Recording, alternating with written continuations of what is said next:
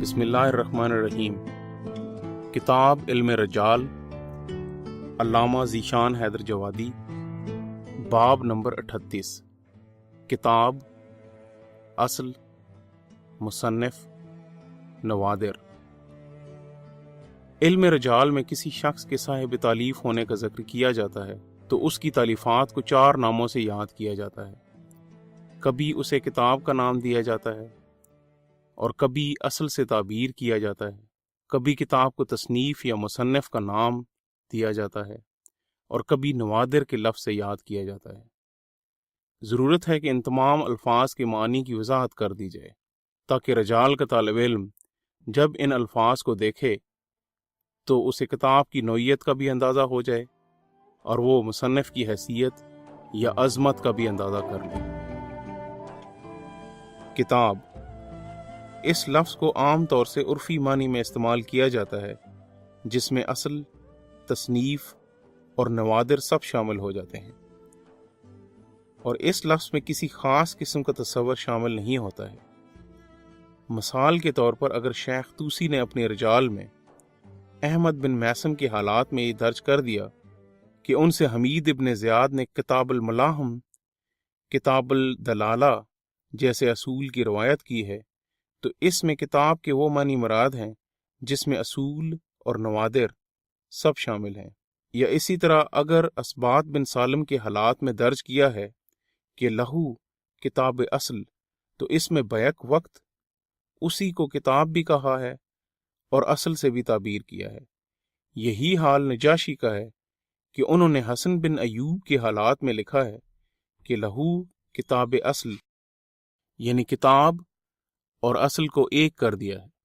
بلکہ بعض اوقات اسی تالیف کو شیخ طوسی نے کتاب کہا ہے اور نجاشی نے اصل سے تعبیر کیا ہے، یا اس کے برعکس ہو گیا ہے، یا نجاشی نے نوادر کہا ہے اور شیخ نے اس کا نام کتاب رکھا ہے، جس سے صاف واضح ہو جاتا ہے کہ کتاب کی کوئی اصطلاح نہیں ہے اور کتاب عرف عام میں تالیف کے معنی میں استعمال کی جاتی ہے جہاں مختلف مطالب ایک مقام پر جمع کر دیے جاتے ہیں اور اس کا نام کتاب ہو جاتا ہے۔ اصل اس کتاب کا نام ہے جس میں کوئی شخص ان احادیث کو جمع کرتا ہے جنہیں خود معصوم علیہ السلام سے سنا ہے یا ان سے روایت کرنے والے سے سنا ہے۔ اس کے علاوہ ہر کتاب کو اصل کا نام نہیں دیا جاتا ہے۔ علامہ طحرانی رحمۃ اللہ علیہ نے الذریعہ جلد 2 صفحہ 125 پر اس کی وجہ تسمیہ یہ بیان کی ہے کہ کسی بھی کتاب میں اگر مؤلف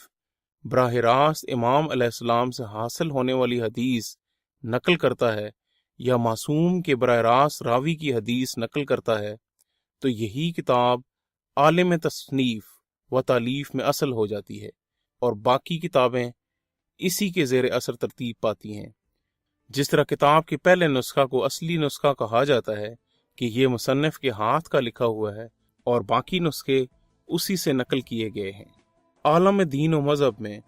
اصل کلام معصوم ہے، لہٰذا جس کتاب میں بھی براہ راست کلام معصوم علیہ السلام درج ہو جائے گا اسے اصل کا نام دے دیا جائے گا۔ علامہ وحید بہبانی نے فوائد رجالیہ میں بعض افراد کی طرف سے یہ قول نقل کیا ہے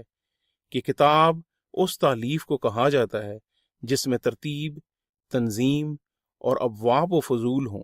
اور اصل صرف مجموعہ بیانات و احادیث کا نام ہوتا ہے۔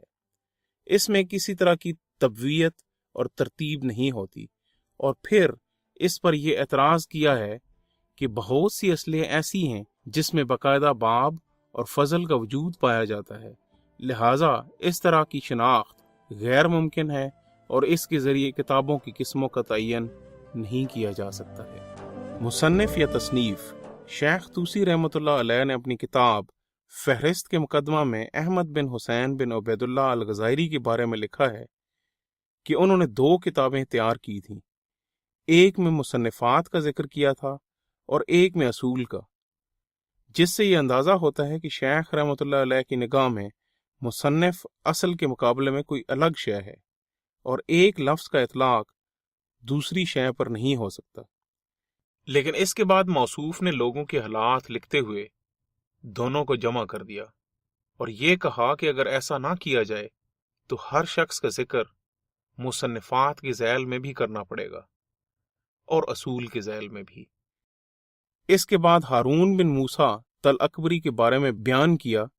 کہ انہوں نے تمام اصول اور مصنفات کی روایات کی ہیں، اور حیدر بن محمد بن نعیم سمرقندی کے بارے میں عبارت کو الٹ کر یوں بیان کیا کہ انہوں نے مصنفات اور اصول کی روایت کی ہے، جن بیانات سے محقق شوستری نے یہ استفادہ کیا ہے کہ اصل اور تصنیف میں تقابل پایا جاتا ہے، اور لفظ کتاب دونوں کو حاوی ہے، اور خود اصل اور تصنیف کا فرق یہ ہے کہ اصل میں صرف ان روایات کو درج کیا جاتا ہے جن کو راوی براہ راست معصوم سے سنتا ہے یا معصوم سے سننے والے سے سنتا ہے، اور درمیان میں کسی کتاب کا واسطہ نہیں ہوتا ہے۔ لیکن تصنیف میں یا دوسری کتاب کا واسطہ ہوتا ہے، یا خود صاحب کتاب کے بیانات اس قدر زیادہ ہوتے ہیں کہ اسے کتاب روایت نہیں کہا جا سکتا ہے، اور اس بنیاد پر اگر بعض روایات کتاب کے واسطہ کے بغیر افراد کے واسطہ سے نقل کر دی جائیں تو بھی کتاب کو اصل کا نام نہیں دیا جا سکتا ہے۔ اس کے بعد بھی اگر علماء رجال اور تراجم کے بیانات پر غور کیا جائے تو اندازہ ہوتا ہے کہ کتاب اور تصنیف میں کوئی فرق نہیں ہے، اور یہ دونوں الفاظ مترادف ہیں، اور انہی کے دائرے میں تصنیف اور نوادر شامل ہو جاتے ہیں۔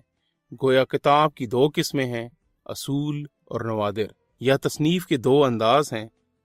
اصول اور نوادر، جیسا کہ فہرست شیخ میں احمد بن میثم کے حالات میں ان کی مصنفات میں کتاب نوادر کا بھی شمار کیا گیا ہے، اور اگر کسی مقام پر کتاب اور اصل کو مقابل بنا کر پیش کیا گیا ہے تو یہ دراصل تضاد یا تقابل نہیں ہے، بلکہ ایک طرح کی خصوصیت کا اظہار ہے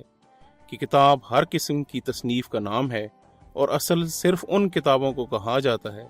جس میں براہ راست معصومین علیہ السلام کے اقوال کو درج کیا جاتا ہے، اور دونوں کی حیثیت فاقے اور رمان کی ہے کہ رمان بھی ایک فاقے اور میوہ ہے، لیکن اس کی خصوصیات کی بنیاد پر اسے مقابلہ میں پیش کیا گیا ہے۔ اختتام باب نمبر 38۔